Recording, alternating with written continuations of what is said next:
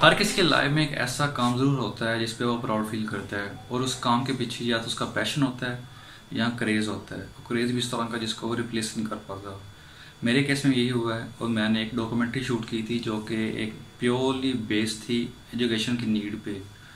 So simple, ये मैंने ऐसे राइड नहीं करना था, ना ही मैंने फिल्मिंग करनी थी। बेसिकली मेरा एक काम था, पर्पज़ ये था, मैंने स्कूल के लिए अपग्रेडेशन करवानी थी जो कि प्राइमरी स्कूल से।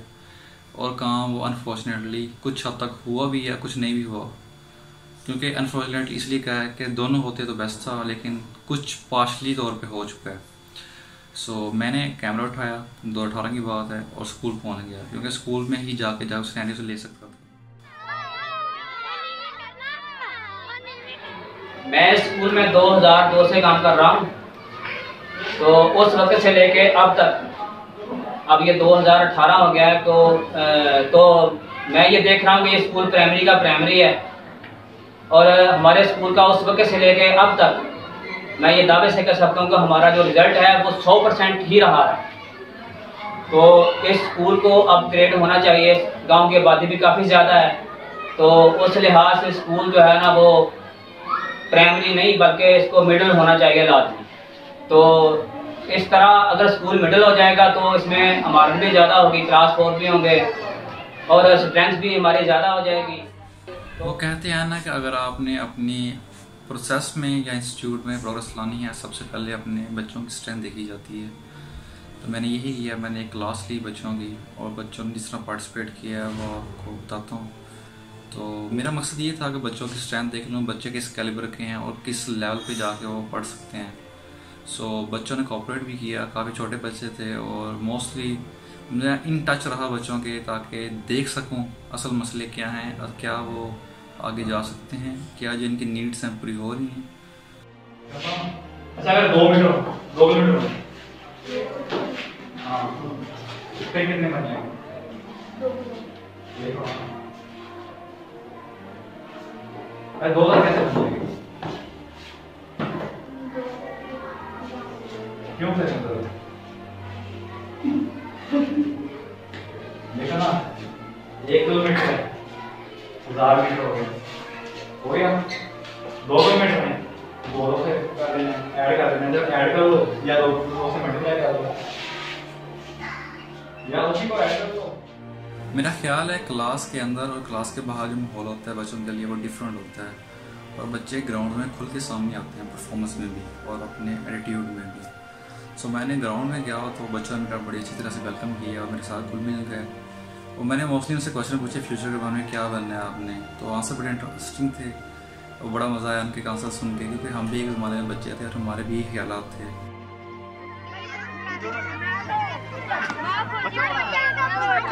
बच्चों को मारो कभी? सारा को मारते हैं, आप भी मारते हैं, आप मारते ही नहीं।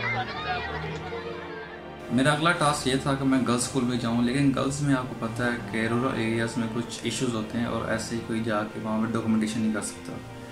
सो मैंने छोटी क्लासेस में गया नहीं, क्योंकि कैलिबर चेक करना, आप किसी भी क्लास को पकड़ लें और उसमें से आप क्वेश्चनिंग करें तो आपको पता लग जाएगा बच्चों की परफॉर्मेंस किस तरह की है। और मैंने गर्ल्स स्कूल में बहुत ही अच्छा बच्चों को रिस्पॉन्स दे पाया, और बहुत ही अच्छे और लाइक बच्चे थे, और मुझे श्योर हो गया वाकई यहाँ पे परफॉर्मेंस अच्छी है और यहाँ पे स्टेबलिशमेंट होनी चाहिए।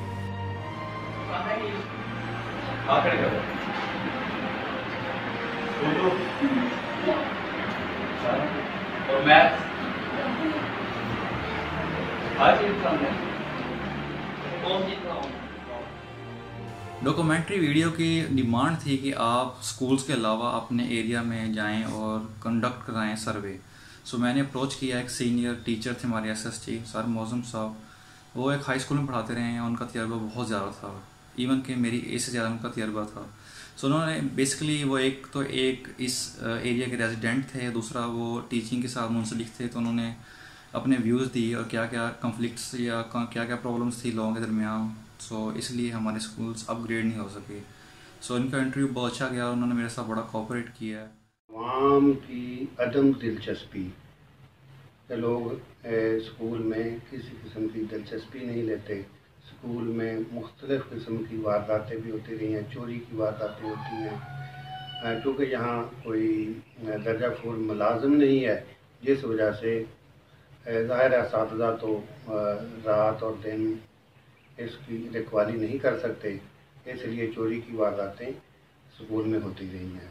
बाकी अवाम तावन नहीं करती, ख़ास तौर पे जो मोतबर लोग हैं वो सियासी तौर पे भी वो तावन नहीं करते। हालांकि इर्द गिर्द के जितने बहुत से स्कूल ऐसे हैं जो प्राइमरी से मिडिल बन गए, मिडिल से हाई बन गए। जब तक आप ऑल एस्पेक्ट्स जो के साथ अटैच हो रहे हों किसी भी चीज़ के, वो शो ना कराएं या उनमें इंटरेस्ट ना लें, तो आप किस चीज़ को सही तरह वेरीफाई नहीं कर पाएंगे।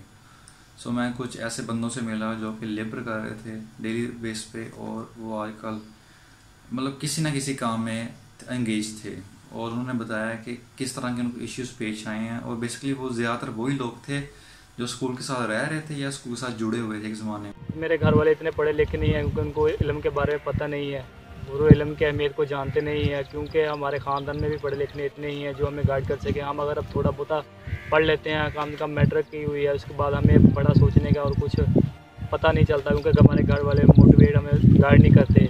इसी वजह से मैं भी, मुझे शौक़ तो है मैं पढ़ लेकर कुछ बनूँ। अच्छा जी, ये जो दिलचस्प है इसके साथ एक बस्तियाँ देवा बस्ती जहाँ पे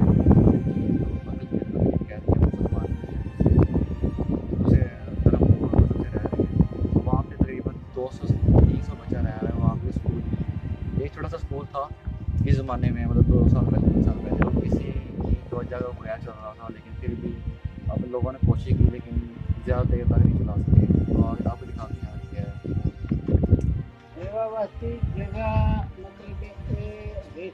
ये वो इस ज़मीन के मालिक है जिन्होंने जगह दी थी स्कूल के लिए, और आज वो भी कह रहे हैं अगर सरकारी उनकी मदद होती तो काश ये स्कूल चल पाता। और एक्सीडेंटली कुछ ऐसे वाक़यात हुए हैं जिसकी वजह से स्कूल बंद हो गया। इनकी बड़ी फिर भी एफर्ट थी, इन्होंने स्कूल चलाने की बड़ी कोशिश की है। और आप क्या कहेंगे, स्कूल चल सकता है? और सानू भैया इस बस्ती का तरक्की चाहिए, स्कूल बन जाए, बच्चे पढ़न, साढ़े ये सहूलत हो जाए। इतने सानू जरूर असं दूर जाना है, असं बड़ा खुश हैं भाई साढ़े अपनी बस्ती कारोबार हो जाए, स्कूल पढ़ाई जाए। मैं प्राउडली ये कह सकता हूँ कि मैंने 50 इंटरव्यूज़ करने के बाद ये फाइंड किया कि प्रॉब्लम कहाँ पे है। प्रॉब्लम बेसिकली दो तरफा प्रॉब्लम था। एक तो ये जो रेजिडेंट्स थे जो कि काबिल थे इसके कि वो हेल्प कर सकते स्कूल की, वो हेल्प नहीं कर पा रहे थे। और कुछ इश्यूज स्कूल्स की तरफ से भी थे, वो भी कुछ ना कुछ कमियां कोताहियाँ थी जो कि मैंने डॉक्यूमेंट्री में हाईलाइट की। रिस्पॉन्स कुछ यूँ मिला, लोगों ने बड़ा अप्रिशिएट किया इस काम को, और मैंने ये वीडियो जो थी जो कि इतना ऑफिशियल कह लें या प्रोफेशनल लेवल की नहीं थी, क्योंकि इसका कैमरा जो था वो भी इसकी क्वालिटी नहीं थी, लेकिन फिर भी मैंने अपनी एफ़र्ट की और रेज़ की हैं आवाज़ें जो कि सुननी चाहिए और इस प्रॉब्लम को देखना चाहिए। और ये इस जो डॉक्यूमेंट्री इसका लिंक मैं नीचे डिस्क्रिप्शन में दे देता हूँ, आप भी देख लीजिएगा। फेसबुक पड़ी हुई है अभी, और हो सका तो मैं इसका सेकंड पार्ट बनाऊँगा जो कि मैं यूट्यूब पे ही अपलोड करूँगा।